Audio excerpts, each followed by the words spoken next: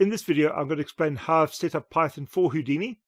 This setup is specifically for using Visual Studio Code as an editor, and I want to cover how I get code completion for Python.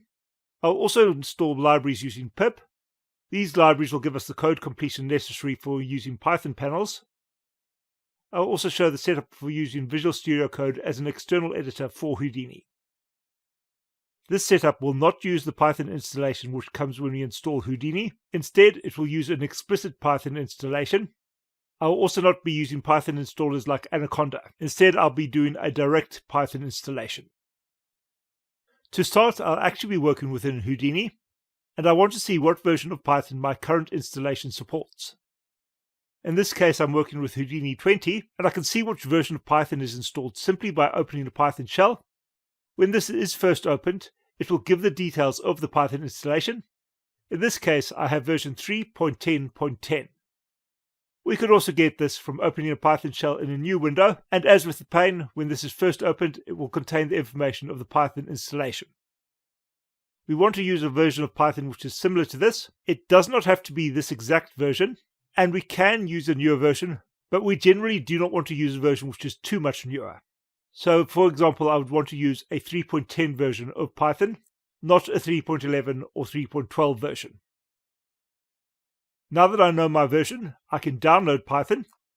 I'll be downloading Python from the official Python site, which is python.org. I'll go to the Downloads page. I'll specify my operating system, and in this case I'm using Windows. The general setup I'm using should be very similar for Mac and Linux, but there will be some slight changes based on file structure. I will only be showing a Windows setup. I'll be looking for the appropriate version of Python here, and I'm going to be installing this with a package installer. I will not be trying to manually compile Python. You'll see that there are a lot of updates for Python, and I'm going to be looking for a 3.10 update, and I'll be looking for a Windows installer for this version, which will specifically be a 64-bit version. This version is 3.10.11. There should also be a 3.10.10 here, but for the moment I'll just download 3.10.11. I should note, however, that this installation of Python is not going to affect Houdini at all. The primary reason for this installation is for it to function with Visual Studio Code, and our main goal is to get auto-completion working. The precise version of Python will not really matter in most cases, as there should not be any fundamental language changes in the minor version updates. This approach does have one major advantage. This will allow me to separate my auto-completion from relying on specific versions of Houdini, so I will not have to update my setup every single time I change a Houdini version. Since production and daily builds of Houdini often have useful bug fixes, this can make my life far easier. I can open the downloaded installer. The first option listed in the installer is actually the path which we are installing Python to. I'm going to be using a default installation, so it will be installed to this path. This means that I'll need to take note of this path, as I need to know where my installation is. If you use a custom installation, then you'll use the path you specify within that installation. There's also the option here to add my Python executable to the path environment variable in Windows. This is a setting that I usually want, as I may use Python for things other than Houdini. It is not strictly necessary, but if you do not set this, it will make the VSCode installation a little bit more difficult. I can now install Python.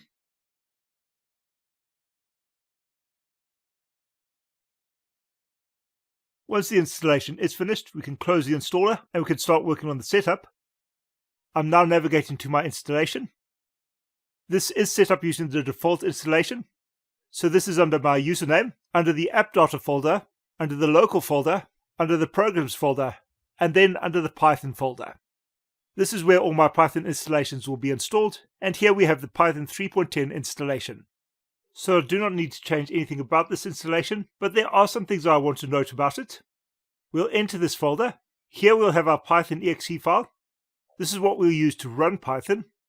This is the file which we're going to link to Visual Studio Code. However, there are some other things to note, specifically in the scripts folder. When I enter this folder, we should see that I have some executables installed, and these are called pip. This is a package manager for Python, and we can use this to extend Python functionality. Essentially, we'll use this to download libraries. This is a command line tool, so to use it, I'll need to open a command line. One of the easier ways to do this is to hold down Shift. I'll right-click in the folder, and I'm going to open a PowerShell window here. There is a library that I do want to install here, which is a library that will be used by Houdini by default. This library is not necessary for most of the scripting within Houdini, but it is necessary for Python panels, and we cannot have full completion for Python panels without this. This package is called PySide2. To install packages with pip, we'll run the pip exe file. This will then be followed by install, which specifies that we're going to install the file, and then we'll have the package name, and the package that I'm installing here is PySide2. This is a user interface library, and it provides Qt functionality as the library which is used for building Qt interfaces in Python panels. If this library is not installed, we will not get proper code completion when working on Python panels. To see what we're actually installing, we can go to the Python Package Installer website. This is where pip gets its packages from, and is essentially the official Python package library. Here we'll see the PySide2 installation version. Under the installation, we'll have the commands for installing this package. We can actually copy this directly to our clipboard from here. Here we could then use a copy and paste to add this command. However, when using PowerShell, I prefer to type this out manually. So this will install my package, and this package will be installed relative to my Python installation. So this will give us our PySide installation. This will allow us to have code completion, but that is not the only thing this installation gives us. If I go back to my folder, we'll see that there are now some extra exe files here, and one of these is called PySide2 Designer. And this is a working copy of Qt Designer, and this can be used to build UIs for our Python panels. And it's far easier to install this way than it is to hunt for a downloader online. The second thing to note is where our installation is actually stored. I'll return to the main Python installation, and there's a folder here called libs, as well as a folder called lib. We'll look under the lib folder, and beneath this there'll be a folder called site packages. And this is where our library is actually installed. So if we need to refer to a specific library, we can refer to it here. And if we want to embed this library, we can copy the library from here and place it into a place where we will embed it locally. If we have any issues finding this library, this is a place where we can refer to it directly. So that will complete my Python installation. Next, I can work on the setup for VSCode. So this is Visual Studio Code. This is the default welcome screen. I can close this, and we can start to work on the settings for Visual Studio Code. We can go to the settings to update them. It is also possible to use the search to get to our settings. We can press Ctrl-Shift-P, and we can look for the settings here. There are two representations of the settings. There's this graphical interface. However, if we look at the top right corner of the window, there should be an icon for switching our settings, and this will allow us to look at the JSON version of the settings, which will show us the settings as a text document. Here I'll start by looking under the extensions, and I'll be looking for Python, and here I'm looking for an option called Autocomplete Extra Paths. Here there'll be an option to edit the settings in JSON. If I click this, we'll return to the JSON format, and we'll see that this has added a small piece of text, which is defining a set of paths to look at. We will actually need to add these paths. I'll also want to add another reference for Python, which will be for the interpreter, which is the exe file which I showed earlier in the Python directory. But we'll start with the autocomplete extra paths. The first thing that I'm going to do is get the path for my Houdini libraries. I'm not going to look for a specific Python installation. I added the Python path when I installed Python. That should technically give us the default Python installation libraries, although we can set those up manually in any case. To find my Houdini libraries, I'm going to go to my installation folders. Here I'm using a default installation. If you have a custom installation, then you'll need to navigate to that. So I'll go to my main drive, and I'll go to the program files directory. Here I'll navigate to the side effects folder, and I'll go to my Houdini installation. I have a number of installations here. Here I will refer to the earliest version of Houdini 20, which at this point is currently the newest version of Houdini.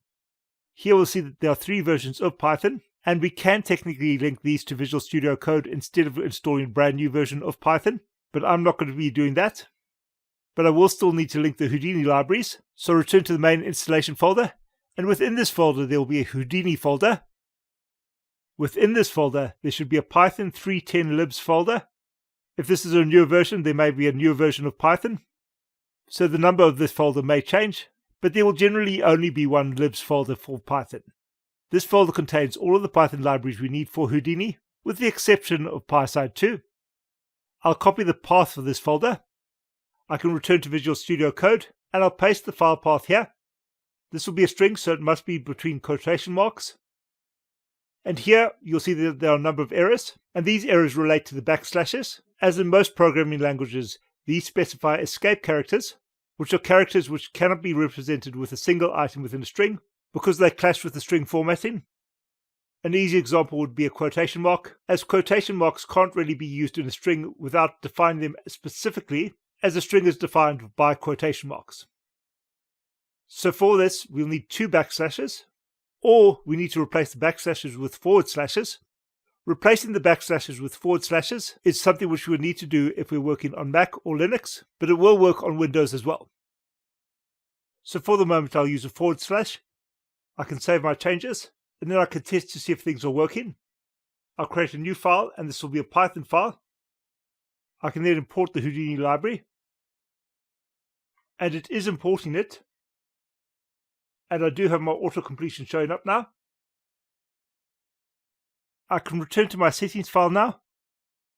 We should see that this has been updated automatically, and it has duplicated my paths for Python analysis. Now I can also set up an interpreter to explicitly specify which version of Python I'm using.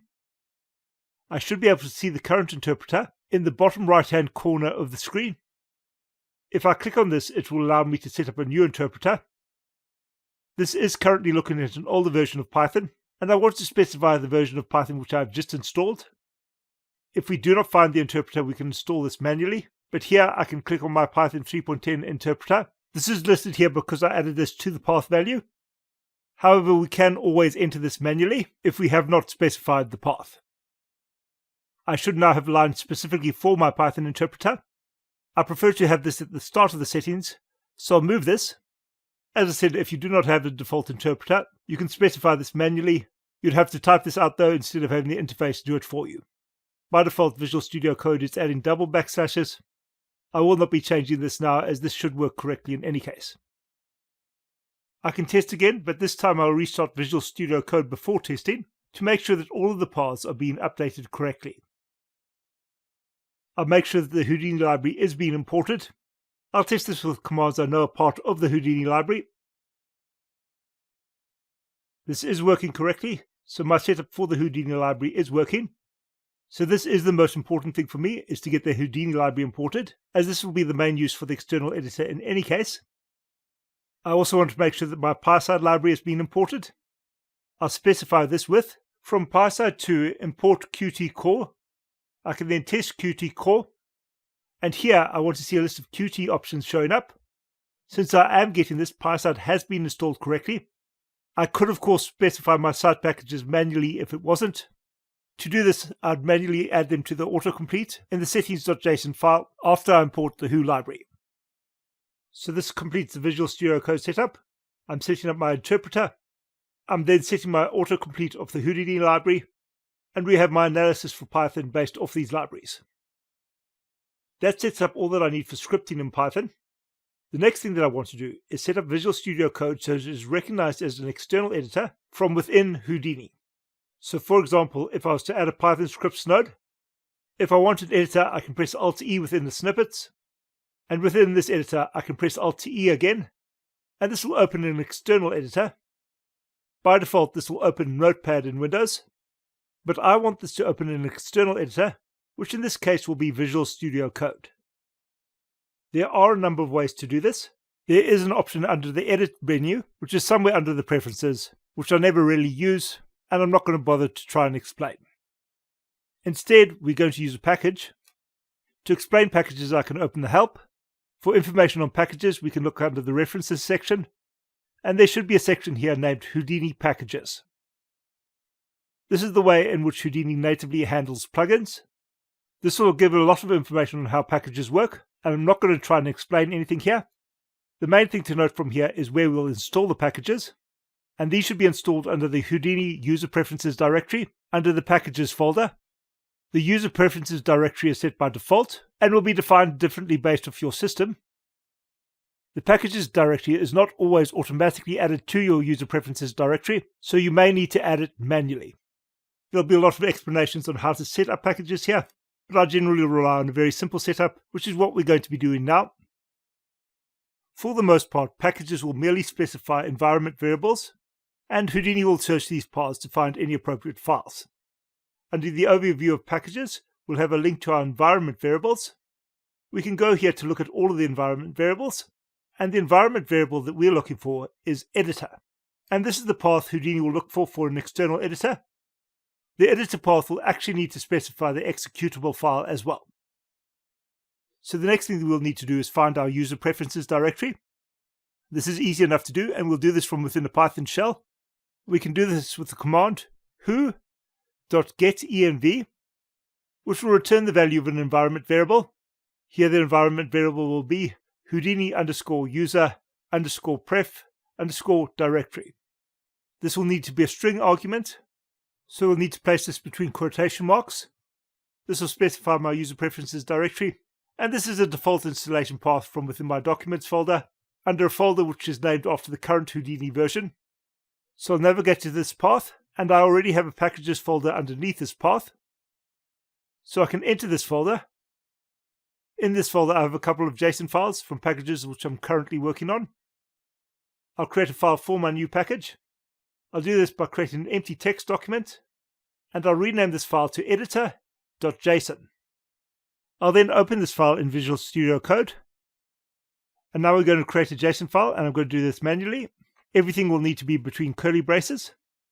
We will then specify our environment variable. So there'll be quotation marks. I'll specify this as an environment variable with env. We will set our environment variables between two square braces. And we can then specify the environment variables that we're going to add between another set of curly braces. We'll specify the environment variable we add in between quotation marks, and this will be editor. This string will be followed by a colon. We'll then have a path to the editor. For the path from the editor, well, the easiest way to find it is to access the shortcut. We could then open the properties on the shortcut, and the target path will be the path for the editor. Generally, this will be stored in a similar place to the Python folder, where it will be under our users folder, under the app data folder, under the local folder, and then under the programs folder, under Microsoft VS Code. I'll copy the path and I'll paste it. Once again, we'll need to update the path. Here we can either have double backslashes, or we can replace the backslash with a forward slash. I've got a couple of silly mistakes here. I need to remove the dollar from before the environment variable. The dollar sign is not actually used in the environment variable name. I've also forgotten to put a colon after env. That will give me my settings file. In order for this to work, we'll need to restart Houdini. So I've reopened Houdini. First thing that I can do is I can go to one of my panes, and I can add a new pane. Here I'll look under the Inspector submenu, and we should have a package browser. Here I can look at all the plugins that I've installed through packages. There should now be an editor package. This will be storing the environment variable editor, and beneath this we should see the path to the editor. So this should now theoretically work. So I'll go to my network, and I'll get a Python node. Over here I can press Alt-E to get my editor. In the editor I can press Alt-E again, and I'll open my external editor. And I am now opening my script within Visual Studio Code. When we use an external editor with Houdini, the instance of Houdini should be locked off by the editor until the editor is actually closed. So until you've finished working within this editor, you should no longer be able to work within Houdini. However, at the moment, this is not actually working correctly because I can return to Houdini and I can edit the script. The changes which I'm making within Visual Studio are also not being applied. We will get this to work shortly. Before I do that, however, there's one last change which I want to make to Visual Studio Code. I will open the extensions. There are a number of extensions which can be installed here, but the extension which I'm going to add now can be found by looking up Vex. This will give us code completion for VSCode, which means that we can now use VS Code for both Vex and Python. I'll now close Visual Studio Code and Houdini, and I'm going to restart my computer. When we make large-scale changes like this, often certain of these changes will not work unless we've restarted the computer. I have restarted and I've reopened Houdini, and once again I have a Python node and I'm editing this.